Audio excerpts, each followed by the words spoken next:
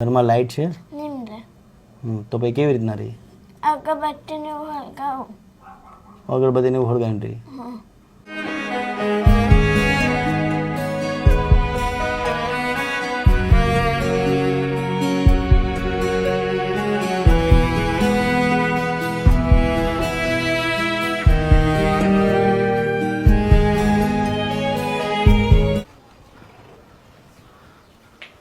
શું નામ છે? મનીષા. હા, હાથ કેમ છે? આમ જ છે હાથ? મમ્મી મારી સરખી નીકળી ને એટલે મમ્મી રક્ષાબંધનના દાડે અપ થઈ ગયેલી. કેટલું ભણે છે? કેટલું ભણે? છઠ્ઠું ભણે. તો આથી લખીએ કે કેમ લખીએ? કેવી રીતના? આમ જ હાથ રહી છે કે કેમ રહી છે? આમ જ હાથ રહી. મમ્મી ક્યારે ગુજરી ગયા? રક્ષાબંધનના દાડે. એકલી જ રહી છે તું? બધા કામ જાતે કરે? એકલી હોઈ જાય?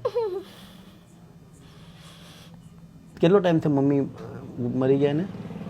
1 વર્ષ થઈ ગયું. ખાવાનું તો જાતે બનાવે? શું બનાવે? બટાકું ને એવું બનાવી આપો. ટામેટું. બટાકાનું શાક ને ટમેટાનું શાક ને બનાવે.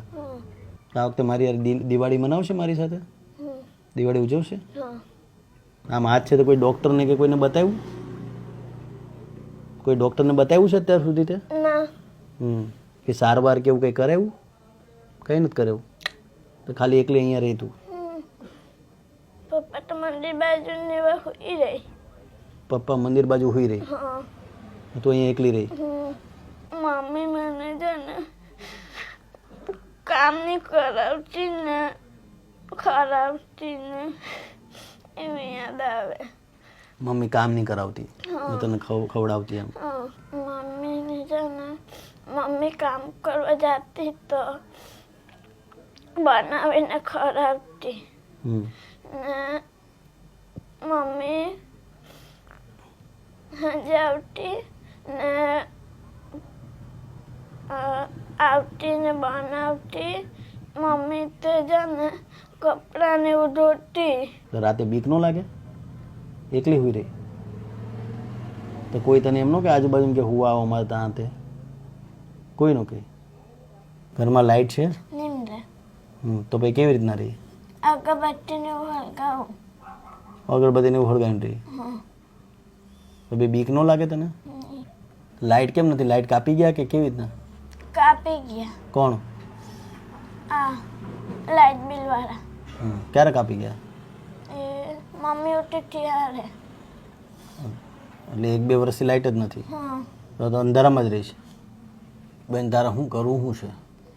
ભણવું છે. ભણવું છે. બીજું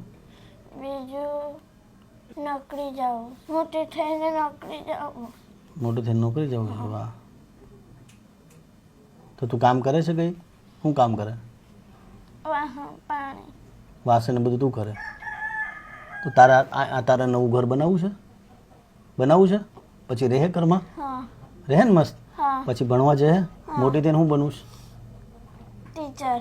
ટીચર બનવું છે? ટીચર પાક્કું બનશે ને? જો તારો ભણવાનો બધો ખર્ચો હું આપી દઈશ, તારું ઘર બનાવી દઉં અહીંયા મસ્ત રહે એ રીતના, એટલે પછી તું રાજી થઈ જશે ને? હા. પછી અહીંયા રહેવાનું બરાબર હો? હા. બીજું શું જોઈએ બોલ તને? જે જોઈએ બોલ, જે તને જે મજા બોલ. શું જોઈએ બીજું બોલ? કબાટ ને તે પેલું ખાટલો. કબાટ ને ખાટલો એ જોઈએ. એની તારો કબાટ અને ખાટલો આવી જશે, ઘર તારું બની જશે અને તું મસ્ત રીતના રહીને એવી રીતના આપણે તારી સગવડ કરશું. પણ જો ભણીને તારે ટીચર બનવું પડશે. પાક્કું? વચન આપે મને? વલસાડ ધરમપુરની વચ્ચે ગામ આવ્યું છે રોણવેલ. ત્યાં મનીષા નામની છોકરી છે, 11 વર્ષની આ દીકરી છે. ઘરની પરિસ્થિતિ ખરાબ છે, 50% હાથ આ દીકરીના કામ નથી કરતા. પોતે છઠ્ઠું ભણે છે, ભણવાની ઈચ્છા છે. ભવિષ્યમાં આ દીકરીને ટીચર બનવાની ઈચ્છા છે કે મારે ટીચર બનવું છે. કોઈ સપોર્ટ કરવા વાળું નથી. પપ્પા આવે ન આવે, મેં તમને જેવું કીધું. મધર 2 વર્ષ પહેલા એક્સપાયર થઈ ગયા. દીકરી એકલી આ જગ્યા પર રહી છે, આ ખંડેર જેવા ઘરની અંદર રહી છે. પોતે જ્યારે આજુબાજુ વાળા આપે તો ઠીક છે, બાકી પોતે જ જાતે રસોઈ બનાવે છે, જમવાનું બનાવે છે, પોતે સવારે ભણવા જાય છે. 2 વર્ષથી લાઇટ બિલ નથી, જીબી વાળા લાઇટ કાપી ગયા છે. 2 વર્ષથી આ દીકરી આ પરિસ્થિતિમાં એકલી રહી છે. મેં અત્યારે કીધું બેનને કે બેન તારે શું જોઈએ છે, તો મને કીધું કે મારે મોટા થઈને ટીચર થવું છે, મારે એક કબાટ અને એક ખાટલાની વ્યવસ્થાની જરૂર છે. એટલે બહુ નાની દીકરી છે, અત્યારે શું બોલે છે શું છે એને અત્યારે નથી ખબર, પણ પરિસ્થિતિ જોતા આપને ખબર પડે છે કે એકલી દીકરી છે, 11 વર્ષની આ દીકરી છે અને એક ઘરની વ્યવસ્થા છે. આ જગ્યા પર તમે આવશો તો જોતા માલુમ પડે છે. એટલે આપણે દીકરીને કોઈ ખબર નથી કે મારે શું કરવું છે, કે મારા માટે શું કરશો તમે. દીકરીને ઘરની જરૂર છે એમ આ જોતા લાગે છે. એટલે આપણે એમનું ઘર બનાવીએ છીએ. ભવિષ્યમાં દીકરીને જે પણ જરૂર હશે એ પણ આપણે પૂરી પાડશું અને આ દીકરીને ટીચર બનાવવા માટે આપણે બધા પ્રયત્ન કરશું. તમામ લોકોને એ જ કહીશ કે તમારી આજુબાજુમાં જે જરૂરિયાતમંદ લોકોને સપોર્ટ કરવો જોઈએ અને ખાસ તો દીકરીઓ માટે આપણે અડીખમ ઊભું રહેવું જોઈએ. એક સવાલ બેનને પાછો, બેન ટોયલેટ બાથરૂમ માટે શું કરે તું? બહાર ક્યાં જાય? ખુલ્લામાં જાય? ખુલ્લામાં જાય છે? આ સવાલ મેં નહોતો પૂછ્યો બેનને, પણ અત્યારે છેલ્લે મને અત્યારે ખબર પડી. એટલે ટોયલેટ બાથરૂમની પણ કોઈ વ્યવસ્થા નથી. ખુલ્લામાં આ 11 વર્ષની દીકરીને જવું પડતું હોય છે. એટલે મને બહુ દુઃખ લાગે છે. હું જે જગ્યા પર ઘર બનાવું છે એમાં મારો પહેલો આગ્રહ એવો હોય છે કે માતાઓ, બહેનો કે દીકરીઓ એ ખુલ્લામાં શૌચાલયમાં જાય એ આપણા માટે શરમની વાત કહેવાય. એટલે આપણે ટોયલેટ બાથરૂમની તો વ્યવસ્થા કરશું, ઘરની પણ વ્યવસ્થા કરશું, ઇલેક્ટ્રિસિટીની વ્યવસ્થા કરશું, આપણે એને ભણવાની વ્યવસ્થા કરશું અને એ ખાતરી આપશું કે આ દીકરી જ્યાં સુધી ટીચર ન બને ત્યાં સુધી આપણે અડીખમ ઉભા રહીશું. આની સાથે હાથની સારવાર પણ આપણે કરાવશું. તમામ લોકોને કહું છું, જેસીબીને આપણે બોલાવી લઈએ છીએ, ઘરને તાત્કાલિક ધોરણે બનાવવાની શરૂઆત કરીએ છીએ. આ તામ જ રહી એને આપણે આમ બેઠું પેલું કરીએ ને તો આમાં હાથમાં નહીં લેવાય. આપણે કઈ બી વસ્તુ આપે તો એમ હાથ કરે, તૈયારીને લેવાય ને પછી રોટલો ને એવું બનાવે તેવા ઉપર કોહણે ને પછી ઉપર એ કરીને પછી તવા પર લાખી દે. મતલબ હાથ આમ જ રહી છે પહેલેથી? હા, પહેલેથી આમ આપણા જેવા નહીં રહી એમ. આ બેકગ્રાઉન્ડ મેનું ઘર છે. મમ્મી એના એક્સપાયર થઈ ગયા છે અને હાથ આમ જ છે. એને કદાચ જમવું હોય તો આમ ખાવું પડે. પરિસ્થિતિ ખૂબ જ ખરાબ છે, દુઃખી છે. લાઇટ નથી ઘરની અંદર.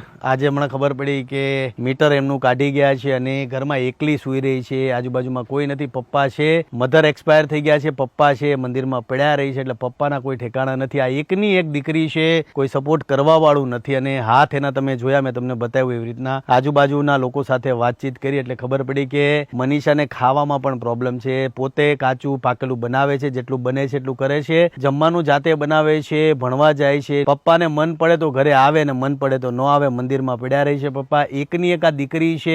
2 હાથની કન્ડિશન બહુ ખરાબ છે. 11 વર્ષની દીકરી છે. ઘરની હાલત તમે જોયું. આ તમે આવશો તો તમને ખબર પડશે કે આ મનીષાનું ઘર છે, જ્યાં એકલી ઘરમાં સૂઈ રહી છે. કોઈ નહીં. મેં કીધું કે ભાઈ તને બેટા બીક નથી લાગતી? તો કે હવે બીક ક્યાં લાગવાની, નથી લાગતી બીક. એટલે આ એનું ઘર છે. આ ઘર છે મનીષાનું. તમે અંદર આવશો, અંદર તમને ખબર પડશે કે ઘરની અંદર કોઈ પણ વસ્તુ તમને જોવા નહીં મળે. આ ઘરની પરિસ્થિતિ છે. ઘરમાં દીકરી એકલી સૂઈ રહી છે. ઘર તમે અંદરથી જોશો તો તમને ખબર પડશે. આ નળિયા તૂટેલા ફૂટેલા છે. ઝાડા તમને ઘરની અંદર જોવા મળશે. આ ચોપડા તમને જોવા મળશે.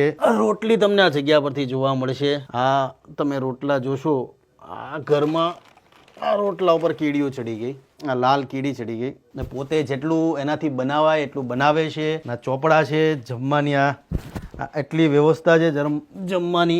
આવી રીતના પોતે એનું જીવન જીવે છે. અહીંયા પણ તમને થોડું ઘરનું ખાવાનું જોવા મળશે. તમે રોટલાની હાલત જોશો ને આ ઘરમાં તમે કીડી જુઓ. આ પરિસ્થિતિ છે. મધર આના એક્સપાયર થઈ ગયા છે.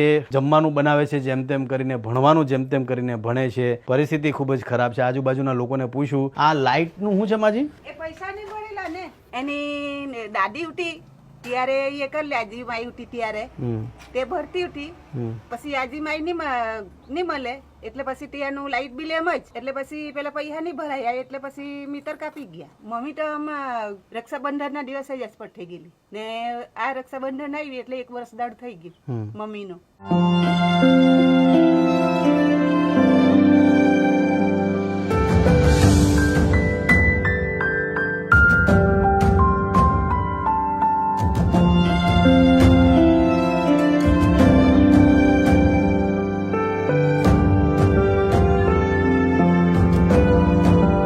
મતલબ આમ સીધા છે, આમ નથી થતા. સામાન્ય માણસોના હાથ આમ રહી, આને આમ રહી, પણ આના આમ નથી થતા. એટલે આમ કામ આમ કરીએ કે ના, મતલબ જે કદાચ આમ ખાઈ નો કે આમ.